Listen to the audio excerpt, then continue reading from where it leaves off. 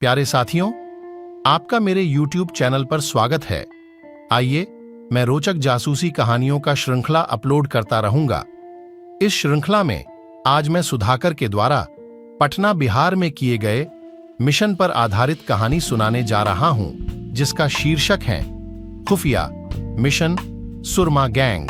ज्यादातर कहानियां एक अनोखी परिस्थिति से शुरू होती हैं और यह कहानी सुरमा गैंग के खिलाफ की गई खुफिया मिशन की है। यह भारतीय सेना के एक बहादुर सिपाही सुधाकर की कहानी है, जिसने अपने देश के लिए अपनी जान दांव पर लगा करके भारत के बेहद गोपनीय खुफिया कार्यालय में अपनी एक गहरी जगह बनाई।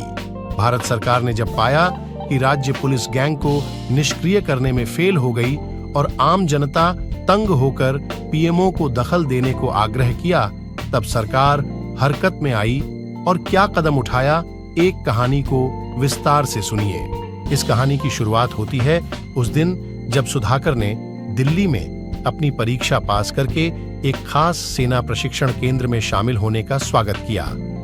धकर का कोड नेम ढाकर था, जो उसके देश की रक्षा के लिए उसके लिए संकेत के रूप में खास था।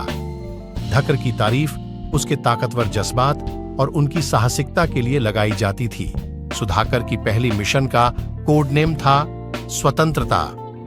इस मिशन का उद्देश्य था मानव तस्करी का खुलासा करना, खासकर सुरमा गैंग का पटना, बिहार में। मानव तस्करी उस समय भारत में एक महामारी की तरह फैल रही थी और सुधाकर को इसे रोकने का जिम्मेदारी सौंपी गई थी। पहले मिशन की सफलता के बाद सुधाकर का नाम और कार्य मानव तस्करी के खिलाफ लड़ाई में एक नई ऊंचाई को पहुंचा दिया था।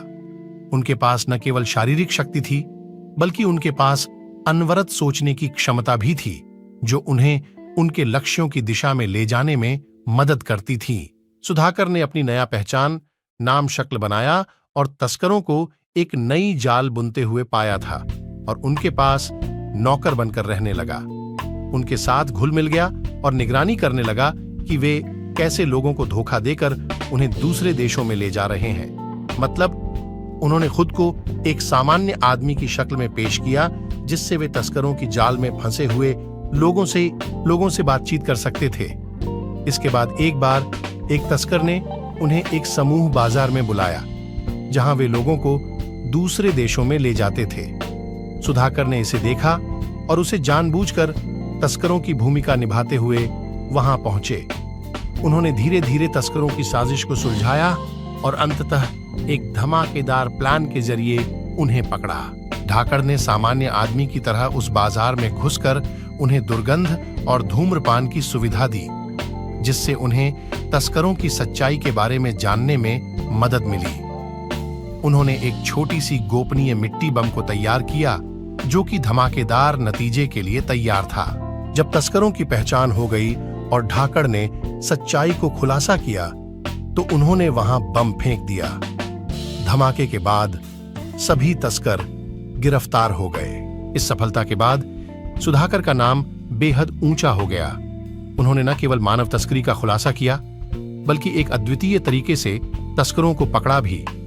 उनका जज्बा, धैर्य और साहस उन्हें एक अद्वितीय भारतीय शूरवीर बना दिया। इस अद्वितीय कहानी का अंत भी अद्वितीय था। सुधाकर ने अपने योगदान के लिए राष्ट्रीय सुरक्षा पुरस्कार से सम्मानित किया गया था, जिससे उनके देशवासियों के दिल में एक नया आदर्श स्थापित हुआ। उनकी कहानी ने साबित किया कि एक व्यक्ति अगर अपने लक्ष्यों के लिए समर्पित हो, तो वह किसी भी समस्या का सामना कर सकता है और उसे विजयी बना सकता है।